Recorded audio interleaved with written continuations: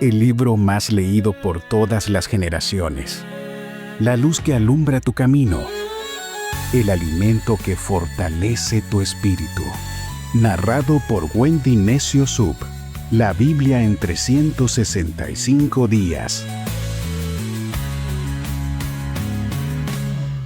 17 de junio, día 168 de esta aventura emocionante de fe por la Biblia en 365 días. Hoy nuestro tema es persevera aún cuando no veas, porque hay temporadas en las que seguimos orando y el cielo parece callado, no hay lluvia. Dios está en silencio, pero el silencio de Dios no significa que Él no esté obrando. Hoy leeremos Primera de Reyes, capítulo 18, versos del 1 al 46. Hechos, capítulo 11, versos del 1 al 30. Salmos 135, versos del 1 al 21. Y Proverbios, capítulo 17, versos del 12 al 13. En el episodio de hoy veremos a Elías enfrentarse en el Monte Carmelo, reparando el altar antes de clamar por el fuego. Es una enseñanza profunda porque muchos de nosotros queremos ver milagros, pero con altares rotos. Y el fuego de Dios desciende no para impresionar, sino para restaurar. Y después del fuego, Elías vuelve a orar, esta vez por lluvia, no una ni dos. Él oró 7 veces por lluvia. Así que persevera cuando no veas nada. Ora cuando no veas ninguna señal. Y cree cuando todos te dicen, ya fue, no va a pasar. Porque cuando llega esa nube pequeña, del tamaño de una mano, es señal de que tu perseverancia no fue en vano. Antes de empezar, quiero compartirte un testimonio que me conmovió profundamente. Es de Melet y ella me dice, soy Melet y quiero compartirte cómo Dios me rescató justo cuando pensaba que ya no podía más. Hace unos meses pasé por uno de los momentos más dolorosos de mi vida. Perdí a mi bebé. Fue devastador y sin embargo fue también el inicio de algo sobrenatural. En medio del duelo, el Señor me hizo un llamado claro y también profundo.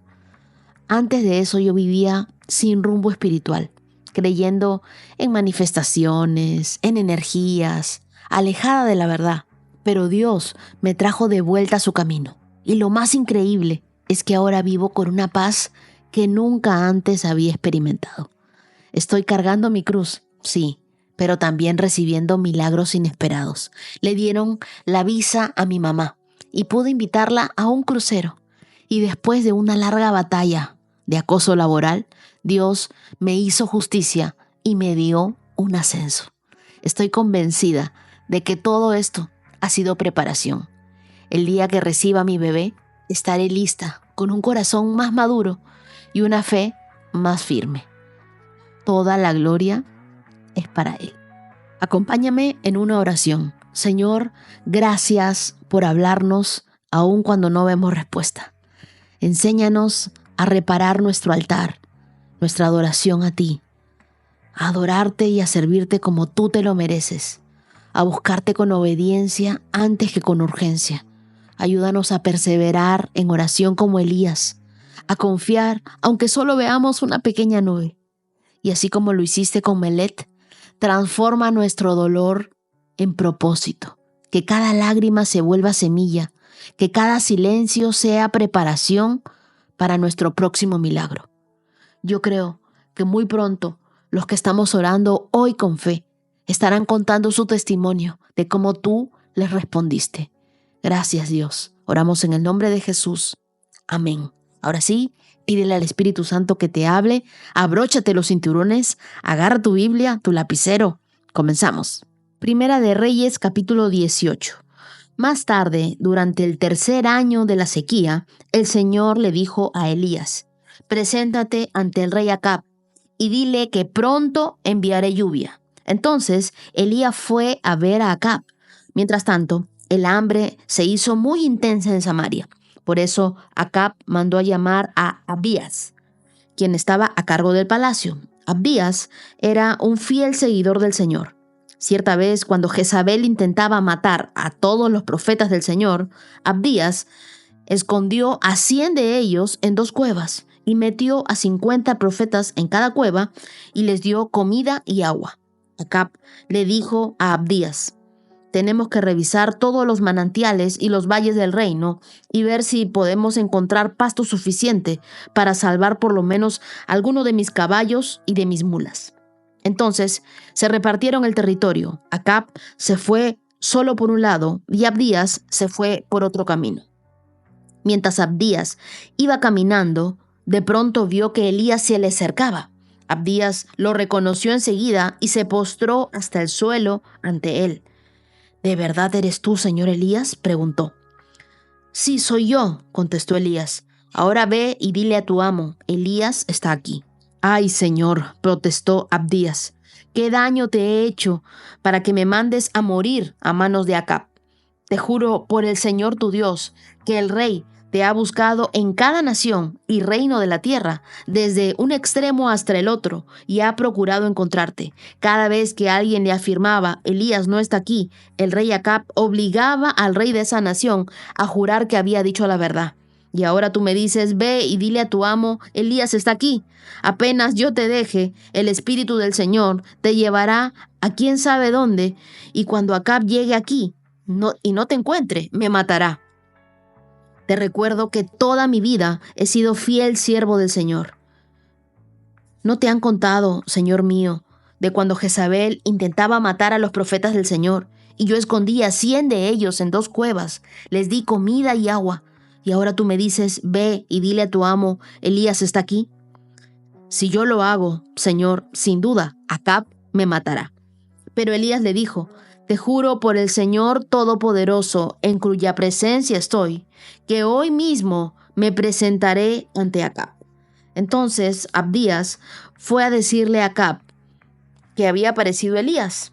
Así que Acab fue a encontrarse con él. Cuando Acab vio a Elías, exclamó, ¿así que realmente eres tú, el alborotador de Israel? Yo no le he causado ningún problema a Israel, respondió Elías. Tú y tu familia son los alborotadores, porque se negaron a obedecer los mandatos del Señor y en cambio han rendido culto a las imágenes de Baal. Ahora, convoca a todo Israel para que se reúna conmigo en el Monte Carmelo, junto con los 450 profetas de Baal y 400 profetas de Acera, a quienes Jezabel mantiene. Entonces Acab convocó a todos los israelitas y a los profetas al Monte Carmelo. Elías se paró frente a ellos y dijo, ¿hasta cuándo seguirán indecisos y titubeando entre 2 opiniones? Si el Señor es Dios, síganlo. Pero si Baal es el verdadero Dios, entonces síganlo a él. Sin embargo, la gente se mantenía en absoluto silencio. Entonces Elías les dijo, yo soy el único profeta del Señor que queda, pero Baal tiene 450 profetas. Ahora, traigan 2 toros y los profetas de Baal pueden escoger el toro que quieran y luego lo cortan en pedazos y lo pongan sobre la leña en su altar, pero sin prenderle fuego. Yo prepararé el otro toro y lo pondré sobre la leña del altar y tampoco le prenderé fuego. Después invoquen ustedes el nombre de su Dios y yo invocaré el nombre del Dios verdadero. Y toda la gente estuvo de acuerdo. Así que Elías dijo a los profetas de Baal, entonces empiecen ustedes, que son muchos, y escojan uno de los toros, prepárenlo, e invoquen el nombre de su Dios, pero no le prendan fuego a la leña. Entonces ellos prepararon uno de los toros y lo pusieron sobre el altar. Después invocaron el nombre de Baal desde la mañana hasta el mediodía, gritando, «Oh Baal, respóndenos». Pero no hubo respuesta alguna. Entonces se pusieron a bailar, cojeando alrededor del altar que habían hecho. Cerca del mediodía, Elías comenzó a burlarse de ellos. «Tendrán que gritar más fuerte», se mofaba. Sin duda que es un dios. Tal vez esté soñando despierto o quizá está haciendo sus necesidades. Seguramente salió de viaje o se quedó dormido y necesita que alguien lo despierte. Así que ellos gritaron más fuerte Y como acostumbraban a hacer, se cortaron con cuchillos y espadas hasta quedar bañados en sangre. Gritaron disparates por toda la tarde hasta la hora del sacrificio vespertino. Pero aún no había respuesta. Ni siquiera se oía un solo sonido. Entonces Elías llamó a la gente: vengan acá. Así que todos se juntaron alrededor, y mientras él reparaba el altar del Señor que estaba derrumbado, tomó 12 piedras, una para representar a cada tribu de Israel, y usó las piedras para reconstruir el altar en el nombre del Señor. Luego cavó una zanja alrededor del altar con capacidad suficiente para 15 litros de agua. Apiló la leña sobre el altar, cortó el toro en pedazos y puso los pedazos sobre la madera. Luego dijo: llenen 4 jarras grandes con agua y echen el agua sobre la ofrenda y la leña. Una vez que lo hicieron, les dijo: háganlo de nuevo. Entonces terminaron. Les dijo: háganlo por tercera vez. Así que hicieron lo que les dijo, y el agua corría alrededor del altar, tanto que hasta colmó la zanja. A la hora que solía hacerse el sacrificio vespertino, el profeta Elías caminó hacia el altar y oró: oh Señor, Dios de Abraham, de Isaac y de Jacob, demuestra hoy que tú eres el Dios en Israel y que yo soy tu siervo. Demuestra que yo he hecho todo esto por orden tuya. Oh Señor, respóndeme. Respóndeme para que este pueblo sepa que tú, oh Señor, eres Dios y que tú los has hecho volver a ti.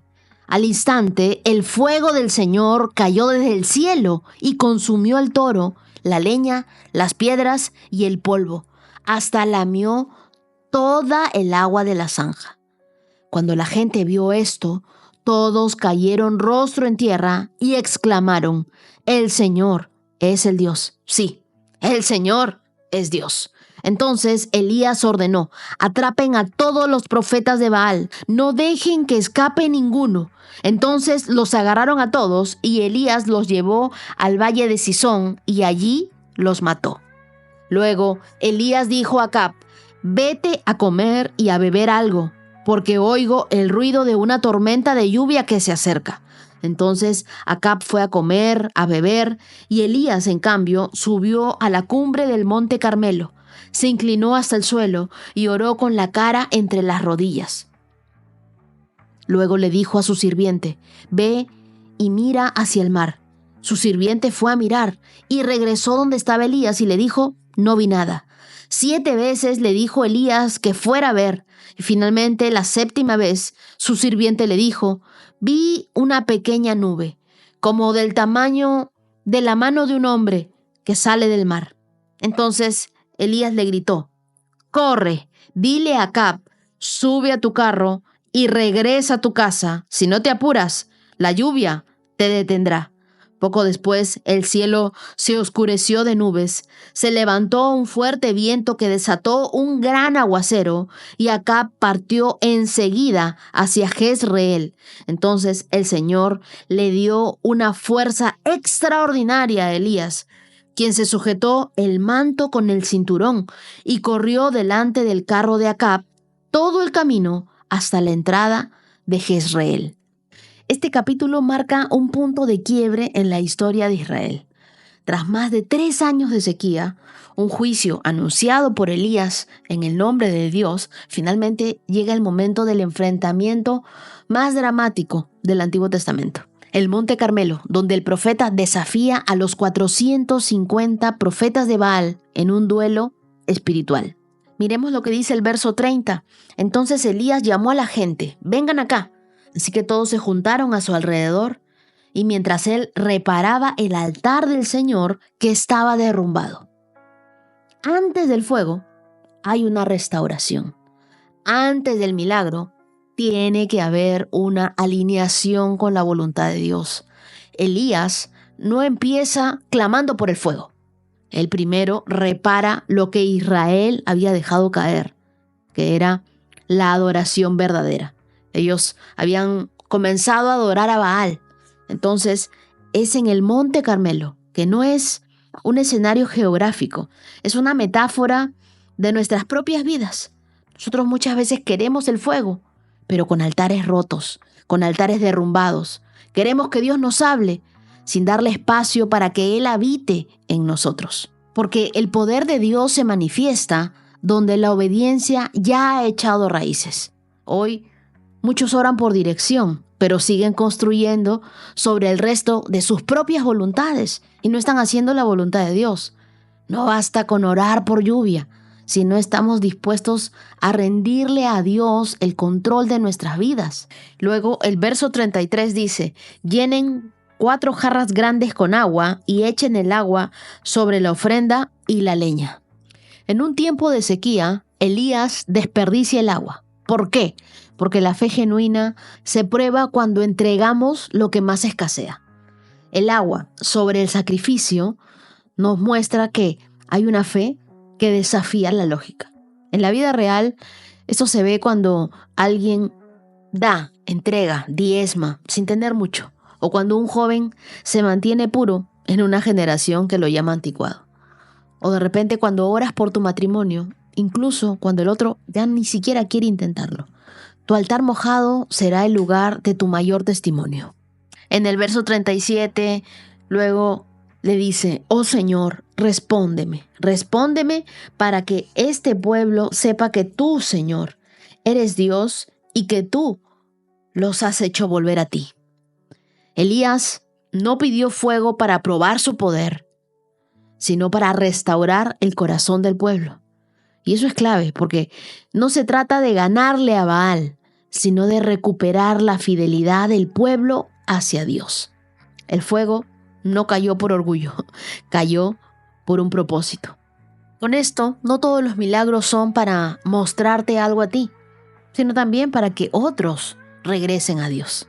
Ahora, ¿por qué el fuego no cae en nuestros tiempos?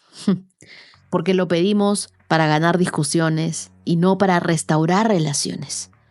Entonces Elías en el Monte Carmelo tiene una gran victoria y Dios lo respalda. Envía fuego desde el cielo y todo el pueblo de Israel comienza nuevamente a creer en Dios. Muchos creen que el clímax fue el fuego, pero el verdadero desafío viene después. Elías sube a orar por lluvia y no oró una vez, 2 veces, 3 veces, oró 7 veces.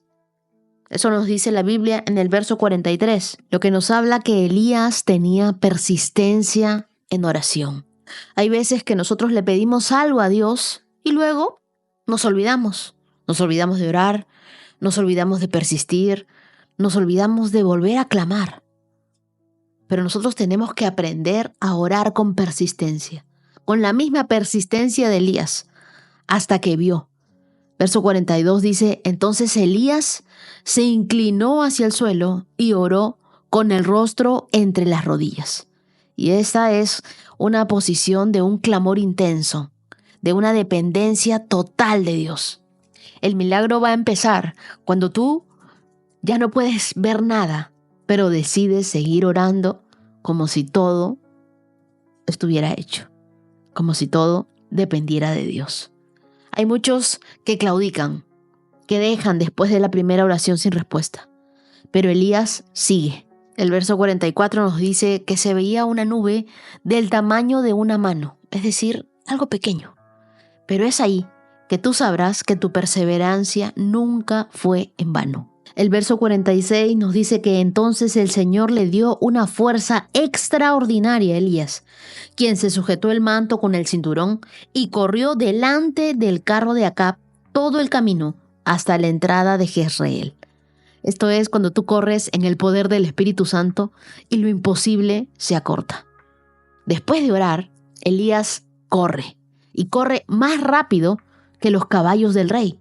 Esto ya era algo sobrenatural. Porque dime qué hombre puede correr más rápido que un caballo.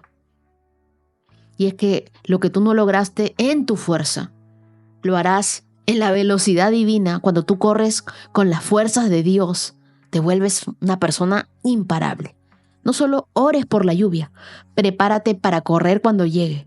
Dios nunca va a bendecir la pasividad, sino una fe activa. Elías no solo profetizó, él se alineó con el milagro y lo abrazó con acción. Así que antes de pedir el fuego, repara tu altar.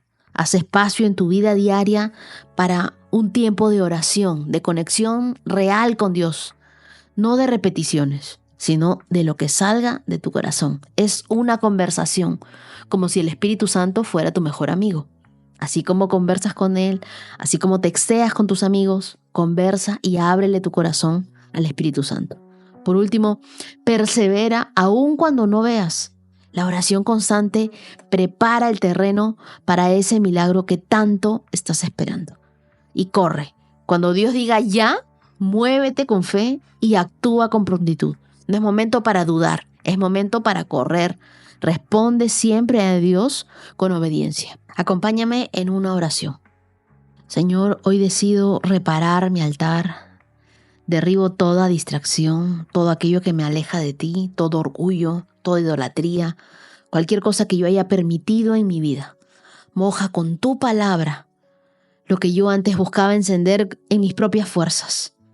Y que cuando tu fuego caiga, no sea nunca para exaltarme a mí, sino para que se vuelvan los corazones a ti.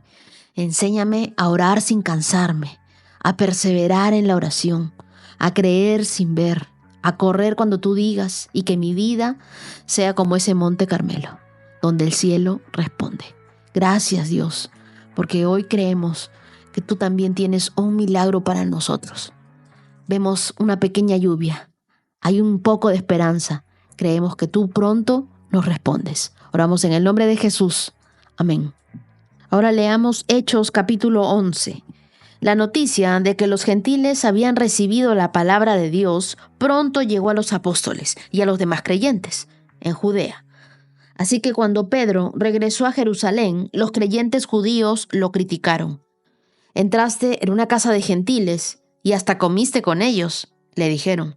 Entonces Pedro les contó todo tal como había sucedido.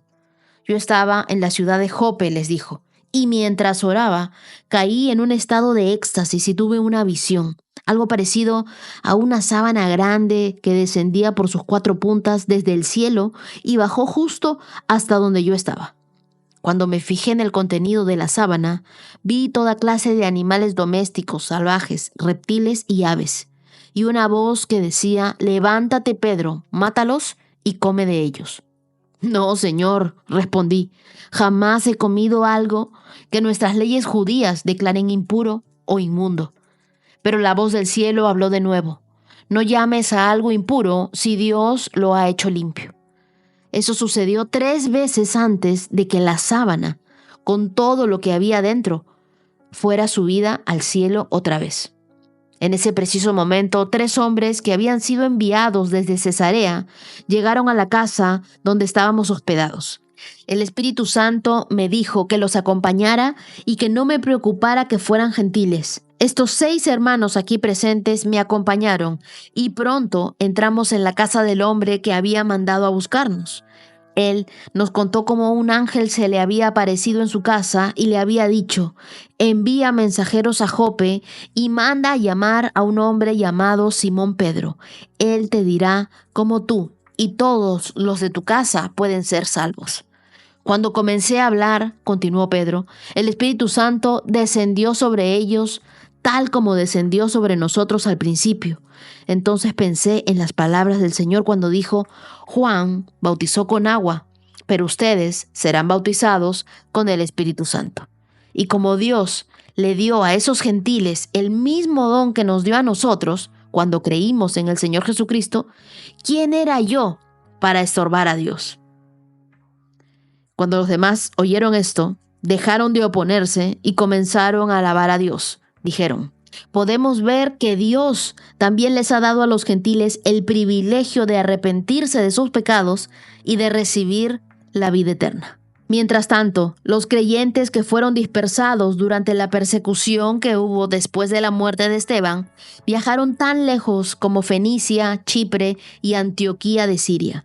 Predicaban la palabra de Dios, pero solo a judíos. Sin embargo, algunos de los creyentes que fueron a Antioquía desde Chipre y Cirene les comenzaron a predicar a los gentiles acerca del Señor Jesús.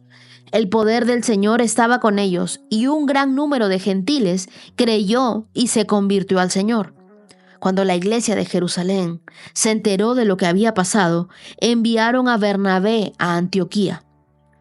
Cuando él llegó y vio las pruebas de la bendición de Dios, se llenó de alegría y alentó a los creyentes a que permanecieran fieles al Señor. Bernabé era un hombre bueno, lleno del Espíritu Santo y firme en la fe, y mucha gente llegó al Señor. Después, Bernabé siguió hasta Tarso para buscar a Saulo. Cuando lo encontró, lo llevó de regreso a Antioquía. Los dos se quedaron allí en la iglesia durante todo un año, enseñando a grandes multitudes. Fue en Antioquía donde por primera vez a los creyentes los llamaron cristianos. Durante aquellos días, unos profetas viajaron a Jerusalén, a Antioquía. Uno de ellos, llamado Ágabo, se puso de pie en una de las reuniones y predijo por medio del Espíritu que iba a haber una gran hambre en todo el mundo romano. Esto se cumplió durante el reinado de Claudio. Así que los creyentes de Antioquía decidieron enviar una ayuda a los hermanos de Judea, y cada uno dio lo que podía. Así lo hicieron y confiaron sus ofrendas a Bernabé y a Saulo para que las llevaran a los ancianos de la iglesia en Jerusalén. Miren lo que sucede aquí en Hechos 11. En el verso 1 nos dice que la noticia de que los gentiles habían recibido la palabra de Dios pronto llegó a los apóstoles y a los demás creyentes. Y la siguiente parte del verso dice, en el verso 2, así que cuando Pedro regresó a Jerusalén, los creyentes judíos lo criticaron. En vez de celebrar, algunos creyentes comienzan a criticar a Pedro, porque entró en una casa de gentiles. La tradición había levantado una muralla tan grande que la gracia de Dios les parecía motivo de crítica. Pero Pedro no se defiende con teología. Él relata lo que Dios hizo. Y a veces el mejor argumento para la crítica no es tu respuesta, sino tu testimonio. En el verso 15, Pedro les dice, cuando comencé a hablar, el Espíritu descendió sobre ellos como descendió sobre nosotros al principio. Pedro aquí equipara lo vivido con Cornelio con lo sucedido en Pentecostés. Este es uno de los momentos más poderosos del capítulo, porque Dios no tiene favoritismo. Él está buscando corazones preparados. Cuando el Espíritu Santo viene, Él nunca pregunta, ¿cuál es tu apellido? ¿Cuál es el grupo al que pertenece? ¿Cuál es su nacionalidad? Él solo está buscando disponibilidad. Dios no espera que tú seas judío, pastor o parte de un círculo íntimo para usarte. El Espíritu Santo no está condicionado a tu historia tampoco, ni mucho menos a tu pasado. Él se activa por tu fe. Yo creo que aquí los judíos estaban como el hermano mayor del hijo pródigo. Pensaban que el Espíritu Santo era exclusivo de ellos. Y algo similar a lo que les ha pasado a alguno de nosotros. Hemos comenzado a leer la Biblia, nos hemos enamorado de ella, hemos recibido al Espíritu Santo y no faltará alguien que tiene años en la iglesia o muchos más conocimientos y estudios que nosotros y que nos dice que lo que estamos haciendo no vale la pena, que no deberíamos hacerlo, que estamos perdiendo el tiempo. Pero tú ya tienes al Espíritu Santo contigo. Nadie te lo ha contado. Tú mismo lo has experimentado. A ti, Dios mismo te habla cuando lees la Biblia. Lo que antes para nosotros era chino, no lo entendíamos, leíamos y no entendíamos absolutamente nada. Ahora lo leemos, pero con los lentes de la fe. Antes, de oídas, sabíamos de Dios, pero ahora nuestros ojos lo ven cada día en su palabra. Después de esta escena, Lucas nos lleva a Antioquía, en el verso 19, donde la iglesia comienza a predicar también a los gentiles griegos. Y te digo Lucas porque Lucas fue el que escribió Hechos de los Apóstoles. Y aquí nace algo nuevo, una iglesia multicultural, una iglesia vibrante, que se convierte en el centro misionero más importante del Nuevo Testamento. ¿Tú sabías que fue en Antioquía donde por primera vez los creyentes fueron llamados cristianos? Es lo que nos dice la Biblia en el verso 26. No fue en Jerusalén, Tampoco fue en el templo, sino en una ciudad pagana, una ciudad comercial, en una ciudad con mucha influencia romana. La palabra cristianos significa seguidores de Cristo o los que pertenecen a Cristo. Esta es una combinación de Cristos, ¿no? Cristo Mesías, y el sufijo ianos, que denota pertenencia o relación, así como los cesarianos, que eran los seguidores del César. Ahora, ¿qué lo hace tan relevante? Antioquía, como ya les estaba diciendo, era una ciudad cosmopolita, con griegos, con romanos, con judíos, con orientales. En medio de tanta mezcla, que surgiera un grupo tan claro en su identidad, tan unido en su amor, tan transformado por la palabra de Dios, era digno de ser señalado. Ese apodo, cristianos, se volvió una marca de identidad espiritual que hasta el día de hoy define a quienes seguimos a Jesús. Cristiano no es el que va a una iglesia, sino el que lleva a Cristo donde va.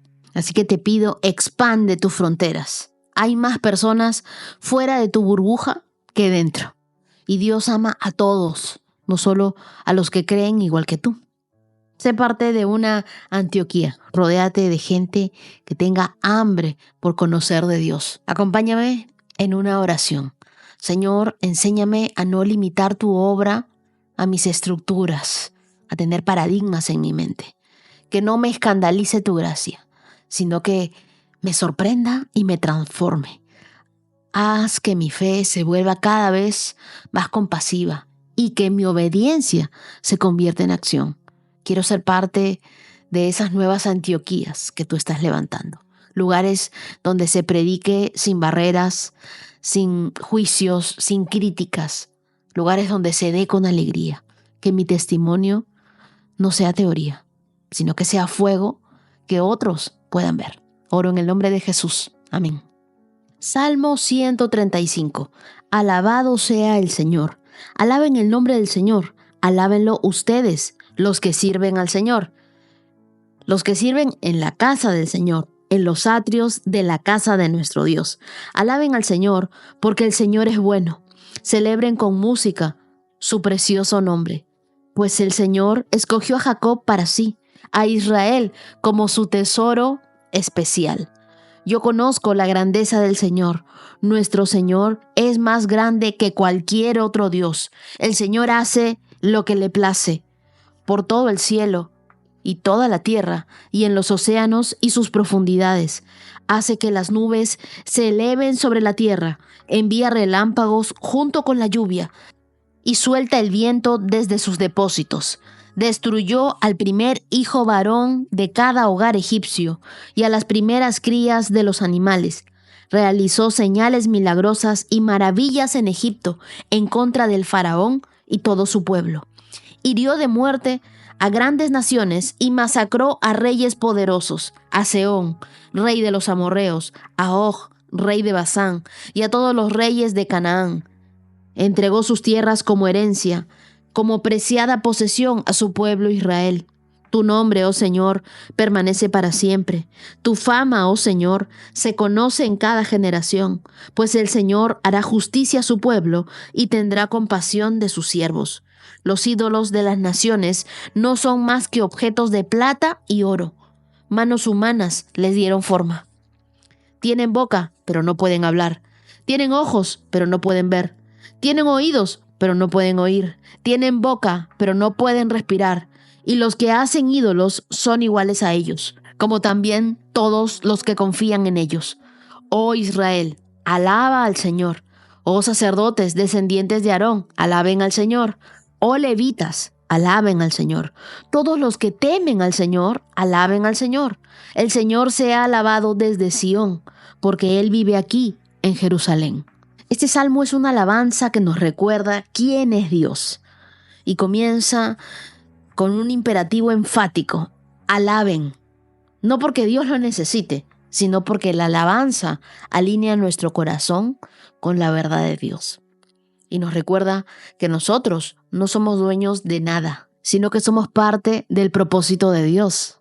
La frase, ustedes, los que sirven al Señor, era una referencia directa a los levitas, a los sacerdotes, pero también simboliza hoy a todo aquel que ha sido apartado para servir a Dios.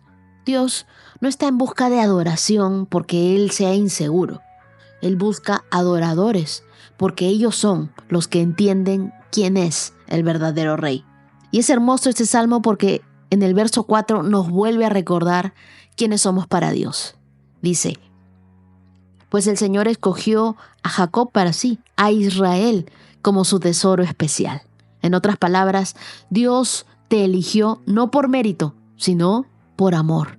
El amor que te escoge es el mismo amor que te transforma. Así que este salmo es un repaso de los hechos poderosos de Dios, desde la creación, pasando por las plagas de Egipto, hasta la conquista de Canaán. Cada línea es una prueba de que la fe no está basada en sentimientos y mucho menos en emociones, sino en hechos concretos. El verso 5 dice: yo conozco la grandeza del Señor. Nuestro Señor es más grande que cualquier otro Dios. Qué paralelo con Primera de Reyes que acabamos de leer ahora, ¿verdad? Aquí se afirma algo que el mundo de hoy intenta diluir. Dios no es uno más. Él es el único y verdadero Dios. El resto son ídolos fabricados por un ser humano. El verso 15 dice: los ídolos de las naciones son más que objetos de plata y oro. Manos humanas les dieron forma. El Salmo menciona a los reyes de Sehón, al rey de Og, recordándonos que el poder humano tiene límites, pero el de Dios no. La historia no la escriben los más poderosos, sino nuestro Rey soberano. A veces nosotros nos dejamos impresionar por los reyes de hoy, las celebridades, los líderes políticos, las redes sociales, pero Dios no compite con ellos. Dios los trasciende. Y luego en los versos del 15 al 16, el autor habla de los ídolos, que son estatuas sin vida. Dice: tienen boca, pero no pueden hablar, ojos, pero no pueden ver, no respiran, no escuchan, no actúan. En cambio, Dios habla, ve, escucha y actúa. El versículo 18 es crucial. Dice: y los que hacen ídolos son iguales a ellos, como también todos los que confían en ellos. Lo que tú adoras te forma. Si tu Dios es mudo, tú te vuelves incapaz de hablar verdad. Si tu Dios es ciego, tú dejarás de ver lo que realmente importa. Así que este pasaje es una invitación a revisar tus ídolos modernos. El éxito, la apariencia, la aprobación social, la productividad, todo lo que te haga olvidar a Dios. Finalmente, el Salmo es una cadena de invitaciones a alabar a Dios. Alaba a Dios la casa de Israel, la de Aarón, la de Leví y todos los que temen al Señor. Y aquí hay una verdad poderosa. La adoración comienza en lo íntimo, pero está diseñada para multiplicarse. El Dios que hizo el cielo, que hizo la tierra, merece alabanza desde cada rincón. Ora conmigo y dile: Dios, tú eres grande, eres incomparable, eres digno de toda alabanza. Líbrame de adorar ídolos que me hacen sordo a tu voz, ciego a tu verdad. Enséñame a recordar tus obras pasadas para confiarte mis batallas presentes. Que mi adoración esté basada en lo que eres y no solo en lo que haces. Haznos altares vivos donde tu nombre sea exaltado cada día. Oramos en el nombre de Jesús. Amén. Proverbios 17, verso 12. Es menos peligroso toparse con una osa a la que le han robado sus crías que enfrentar a un necio en plena necedad. Si pagas mal por bien, el mal nunca se irá de tu casa. Proverbios usa una imagen salvaje pero también contundente. Una osa privada de sus crías es una furia pura. La reacción de esa madre no será razonable, será instintiva, explosiva y también peligrosa. Y aún así, el proverbio dice: es más seguro toparse con esa osa que con un necio atrapado en su necedad. La palabra necio no se refiere solo a una persona ignorante, sino a alguien que se rehúsa a aprender, que desprecia la corrección y que se jacta de su error. La necedad es más contagiosa que el COVID, más destructiva que una bala. Un necio no solo arruina su vida, arrastra a los demás. Es como si te subieras a un carro sin frenos y con el conductor borracho. No importa cuán bien te amarres el cinturón. Si vas con alguien que ha perdido todo juicio, tú también estás en peligro. Examina tus relaciones. ¿Estás rodeado de personas que se niegan a cambiar? ¿Que repiten los patrones destructivos? ¿Que no aceptan ningún consejo? ¿Qué haces ahí? No es egoísmo tomar distancia, es sabiduría. Y el verso 13 nos habla sobre no devolver mal por bien. Este versículo no trata del que hace mal y recibe mal, sino del que recibe bondad y responde con maldad. Este tipo de actitud es profundamente ofensiva para Dios, porque rompe el ciclo del bien, contamina la gratitud y siembra destrucción. ¿Te ha pasado que tú has hecho el bien, has regalado algo, has sido bueno, has orado, has acompañado a una persona y de pronto te desilusionan, hablan mal de ti, te critican y tú dices, pero yo me porté bien, actué bien y recibí mal? ¿Sí o no que uno se siente decepcionado? Lo que dice Dios en este proverbio es, si tú devuelves bien por mal, el mal nunca se apartará de tu casa. Y es una advertencia fuerte. Estás trayendo oscuridad no solo sobre ti, sino sobre tu casa, sobre tu hogar. El mal no se irá, se quedará a vivir. Lo que tú no cortas a tiempo, crece con maleza y termina envenenando tus relaciones más valiosas. En la cultura hebrea, la casa representaba familia, legado, protección espiritual. Y este proverbio dice que una traición a la bondad no solo rompe un vínculo, abre una maldición. Por favor, evalúa tus reacciones cuando otros han sido buenos contigo. ¿Cómo respondiste a ellos? ¿Has respondido con crítica cuando debiste responder con honra?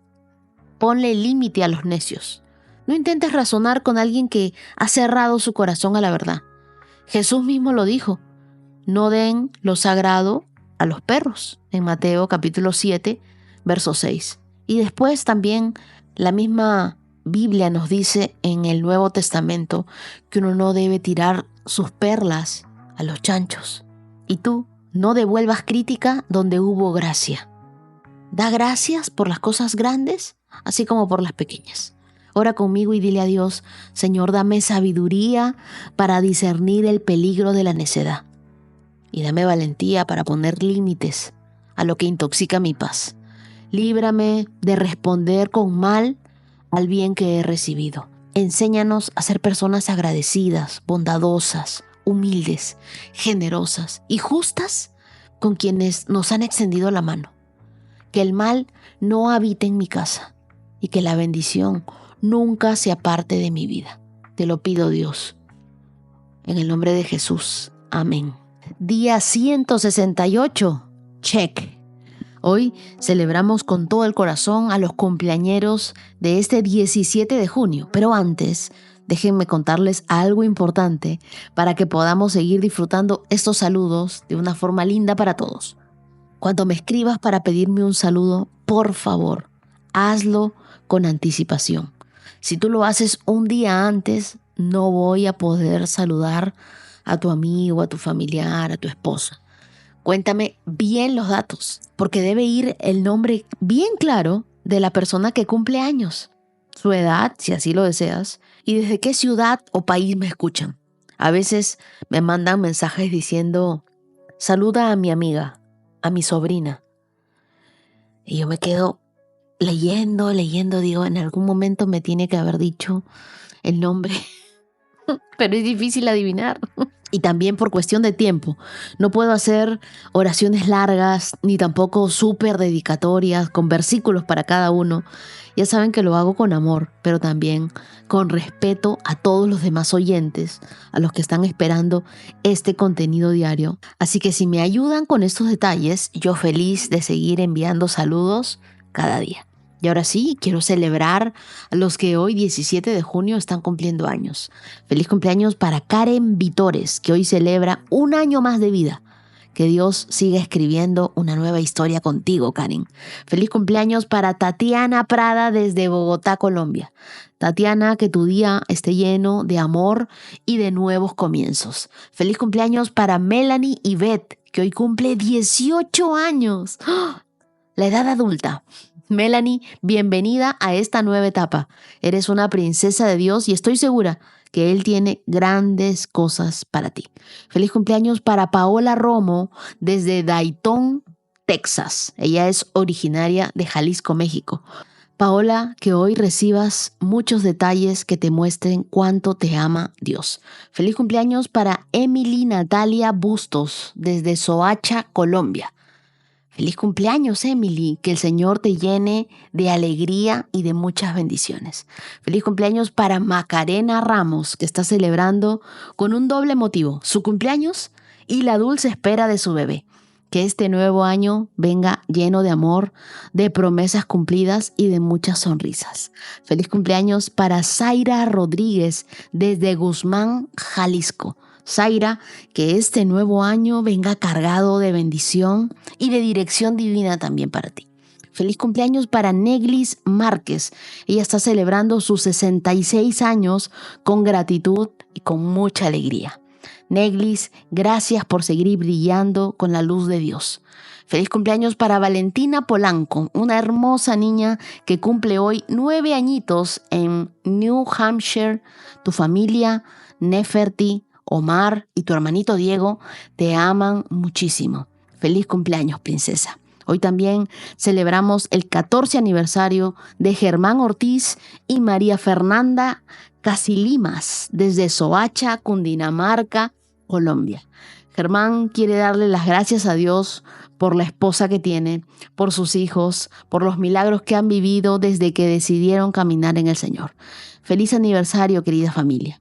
Envío un abrazo muy especial para Charina Lora en Suiza, con mucho cariño de parte de su hermana Gilcania, que te quiere y te admira muchísimo. Y también un saludo muy especial para Silvana Orozco y Felipe Pineda, que acaban de comprometerse. Que el Señor sea el centro de este nuevo capítulo lleno de amor y de propósito. Y por último, quiero enviar un abrazo muy especial a Noemí Fornieles. Gracias de todo corazón por tu generosidad. Que Dios te recompense con bendiciones que sorprendan tu corazón. Gracias por sembrar con tanto amor en este ministerio. Y con todos, querida comunidad, shalom, shalom. Que la paz de Dios esté con ustedes. Nos vemos el día de mañana. Bendiciones. 365 con Dios, con Wendy Necio Sub.